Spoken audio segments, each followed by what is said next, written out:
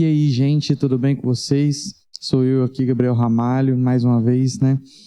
Hoje é o primeiro vídeo que eu estou trazendo de uma forma mais profissional para vocês. Muito diferente. Ligar tudo, deixar tudo ligado, né? Mas se você está gostando, né, já dessa forma um pouco diferente, né, de produção, vamos assim dizer, de vídeos, já curte, beleza? Já comenta aí qualquer coisa, beleza? E encaminha para uma pessoa que você acha que tem que ver esse vídeo. Bom, vou contar para vocês sobre o que aconteceu comigo, né, para contextualizar um pouco desse vídeo e o que eu pensei, né, sobre isso durante o dia. Eu fui numa padaria de bairro, aqui no meu bairro, durante hoje de manhã, e eu cheguei na padaria por volta de umas 8h15, mais ou menos. E quando eu cheguei lá, eu pedi à moça 6 pães. E aí ela virou para mim e falou assim, não tem pão de sal, infelizmente, pode ser de doce? E aí eu falei assim, pão de doce? Aí eu falei assim, mas acabou todos os pães de sal? Aí ela falou assim, acabou, infelizmente. Bom, isso aí me fez refletir no quesito de que como você tem, né, entregado a quantidade de serviços que tem aparecido para você. Porque muitas das vezes aparece realmente serviço para você, porém, entretanto, todavia, você não está dando conta porque você não quer crescer, né? E quando você pensa assim, igual na padaria, eu pensei na hora, que padaria não tem pão às 8 horas da manhã porque acabou? Isso me traz para a minha vida do dia a dia e para a minha empresa pensar por que eu não tenho vendido mais? Porque, por exemplo, minha equipe acabou, eu trabalho com equipe de casamentos, minha equipe de casamentos acabou, né? Eu traduzindo, eu só tenho uma equipe de casamentos. Então, assim, por que isso daí acabou? Porque eu vendi muito, né? E por que eu não vendi mais? Porque eu não me preparei para vender mais, né? Então, assim, eu acho, particularmente falando, que o problema do empreendedor, às vezes, é ficar preso naquele primeiro investimento que ele fez. Por exemplo, eu tenho som e eu não faço mais sons porque eu não vendi mais sons, porque eu não comprei outro som para mim, né? Eu não faço som maior porque eu não comprei mais caixas de som para mim. Isso daí me prende a um faturamento básico. Isso prendeu ela ao faturamento daquilo ali. E aí ela me respondeu logo em seguida falando que só sai pão agora a partir de meio-dia, né? E eu pensei na hora e falei assim, gente, que padaria no mundo que não tem pão 8 horas da manhã e só vai sair pão de novo meio-dia? E às vezes pode ser que os seus clientes estão chegando em você com exatamente esse mesmo pensamento, né? Que empresa vamos supor que você vende cachorro-quente, né? E está num horário que geralmente vai ter muitas pessoas para comprar, né? E que igual 8 horas da manhã é um horário para mim que eu considero até de fluxo em padarias, né? E virou e falou, acabou o pão para 8 horas da manhã, não tem mais pão.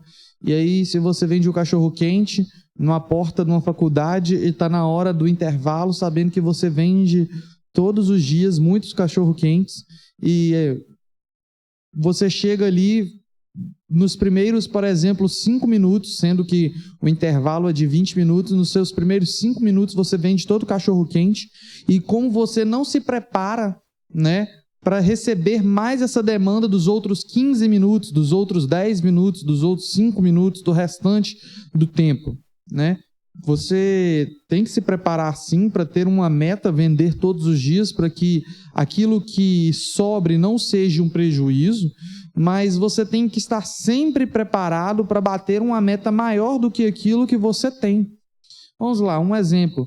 Eu trabalho com eventos de casamentos e eu tenho uma empresa já há 7 anos, como alguns já sabem, e nesses 7 anos que eu trabalho com casamento, eu nunca precisei fazer 2 eventos no mesmo dia, mas eu não divulgava a minha empresa com muita frequência.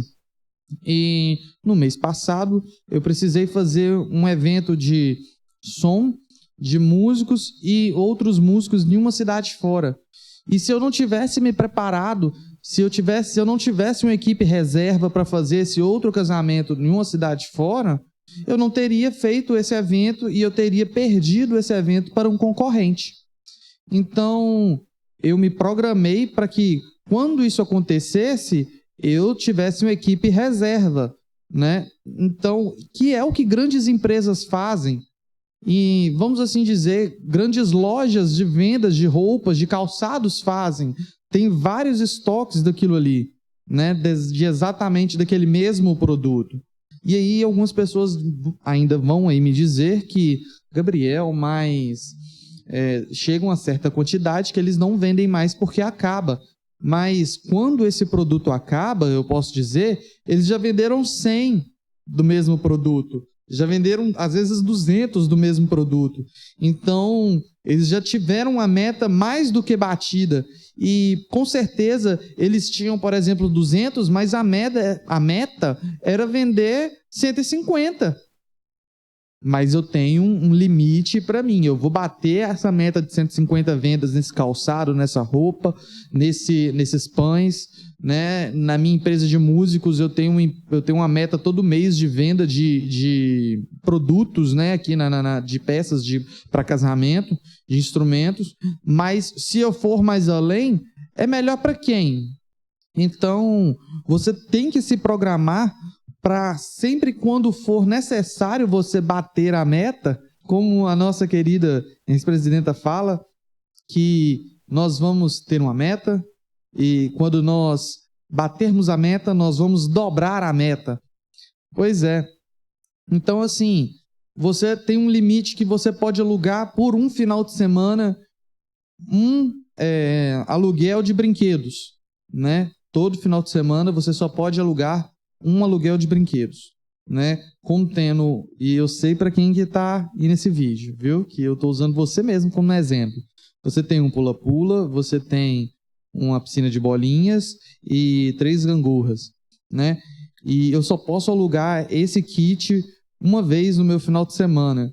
Se chega uma hora que você divulga o seu produto, chega uma hora que você entrega seu produto nas redes sociais e o pessoal procura esse produto e você começa a ter mais procuras com datas iguais, você tem que estar preparado para conseguir atingir 2, 3, 4 equipes, igual eu estive preparado para atingir 2 casamentos no mesmo final de semana, né? Apesar que nesse final de semana aconteceu alguns imprevistos, né? E eu precisei contratar pessoas ainda assim de fora, mas eu estive preparado para isso. Eu estive preparado para que isso acontecesse.